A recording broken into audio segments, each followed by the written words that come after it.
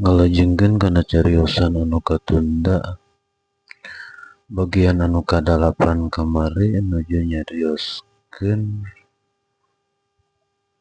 Asmaul Husna, gelarna Allah Subhanahu wa taala anu kahiji Ar-Rahman.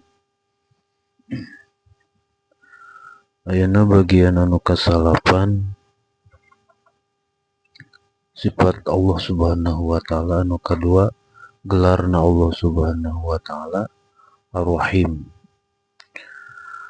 Hartosna Allah Subhanahu wa taala maha mikanyaah.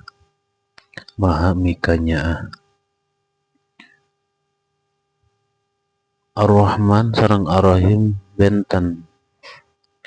Ari Ar-Rahman mah umum sakabeh makhluk anu kumelendang di alam dunia kabeh dipaparinan nikmat ku Allah Subhanahu wa taala, dipaparinan rahmat ku Allah Subhanahu wa taala, juga dirizkian ku Allah Subhanahu wa taala, diberi kahirupan kabeh ku Allah Subhanahu wa taala.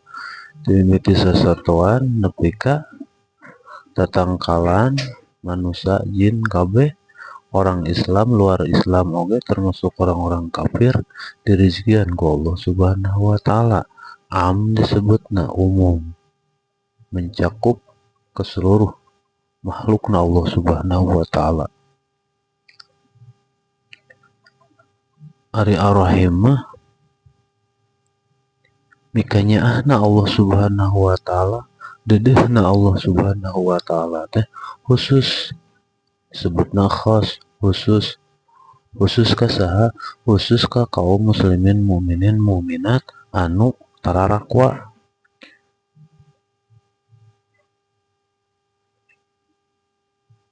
anu ngalaksanakeun kana sakabeh parentahanana Allah Subhanahu wa taala, anu nuju milari karidhoanana Allah Subhanahu wa taala, eta aya dina rahmatna. Anu daek diajar ilmu, anu daek ngaos, anu daek nulung sesama, eta aya dina rahimna Allah Subhanahu wa taala. Dipika dedehna ku Allah Subhanahu wa taala.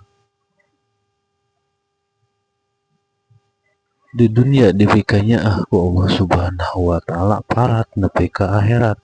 Khalidina salanggengna kanyaahna Allah Subhanahu wa taala, tapi khusus ka orang-orang mukmin, muslimin muslimat, mukminin mukminat, benten sareng ka orang kafir.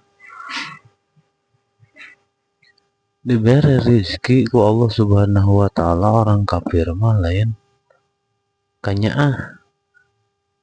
Eta mah kawajiban Gusti Allah, sifat Gusti Allah anu maha maparintah, benten sareng kanyaah gitu. Mangawe emot-emot antara mere mah misalna ngaberak we, misalna ngaberak pare, anu diberak mah pare tapi bangsa jukut, bangsa bangeng, jotang kabagean gitu. Anu diparab mah lauk, damelakna lauk, kararesan aya anak-anak lauk anu lainna kabere gitu.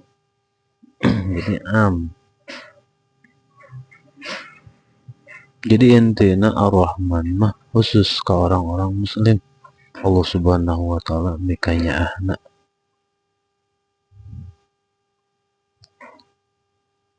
Tak saur para ulama, Ar-Rahmanu lidunya wal akhirah, Ar-Rahim lil akhirah faqat. Ari Ar-Rahman mah maparina Allah Subhanahu wa taala di dunia parat nepi ka akhirat. Ari Ar-Rahim mah khusus jalur akhirat gitu. Anu di dunia oke kan jalur akhirat anu keur ibadah dipikanya menang hidayah ti Gusti Allah, itu menang ilham ti Gusti Allah, dipaparinan naon gitu, dikersakeun, diberi hidayah ku Gusti tiasa ngalangkah kana tempat-tempat anu dipikarido ku Gusti Allah, pandangan tiasa naon gitu, tiasa nungtun kana jalan anu dipikarido ku Gusti Allah, tiasa ngajak gitu, cariosan tiasa ngajak kana kasayan, nyaram kana kaawanan, cepil dirungukeun kana perkara-perkara anu aya faedahna sareng nangkep cariosan anu penting kudu di amalkeunana, dihafal. Pokona mah setiap perkara anu dipikarido ku Allah Subhanahu wa taala tah lamun jalma keur ngalakukeun perkara-perkara anu dipikarido anu diparentahkeun ku Allah sareng Rasulna eta aya dina rahmatna Allah Subhanahu wa taala, aya dina kanyaahna Allah Subhanahu wa taala. Lamun atos orang ngalaksanakeun nuju ngalaksanakeun otomatis Allah Subhanahu wa taala langkung nyaahna, langkung gitu. Digampilkeun sagala rupana, disehatkeun anggota badanna, dijaga diraksa tina gangguan anu matak ngamadaratkeun, anu matak nyilakakeun, anu matak ngabingungkeun, anu matak ngajantenkeun.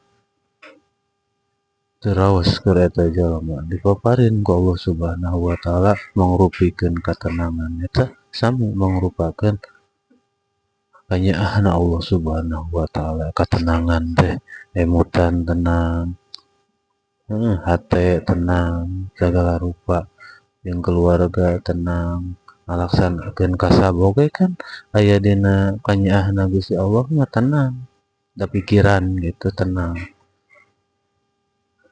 Beda jeung di henteu keur dipikarido ku Gusti Allah, misalna keur ngalaksanakeun maksiat atanapi usaha kasab jalurna jalur riba, pasti ku Gusti Allah bakal dirupakeun gitu pola pikirna, soalna kaluar tina kanyaahna Gusti Allah gitu eta. Jadi nu diguguna hawa nafsu, lain tujuan taat ka Allah Subhanahu wa taala, lain tujuan karena Allah dina sagala rupana. Eta mah kantun ngabulak-balik lamun nu dipigawe naon kitu sesuai jeung parentahan Allah, ajaran Kanjeng Rasul, fatwa-fatwa para ulama, tah eta mah tangtos ngajalurna kana bakal ngahasilkeun kana kanyaahna Allah Subhanahu wa taala, sifat rahman Allah Subhanahu wa taala di dunia parat nepi ka akhirat gitu. Kanggo urang sadayana salaku jalma mukminin mukminat, muslimin muslimat, mudah-mudahan urang sadayana sing teras di naon kitu aya dina Rahman Rahimna Allah Subhanahu wa taala. Amin amin ya Allah ya rabbal alamin. Cekapkeun heula sakitu kin dilajengku bagian anu ka-10. Wabillahi taufiq wal hidayah. Wassalamualaikum warahmatullahi wabarakatuh.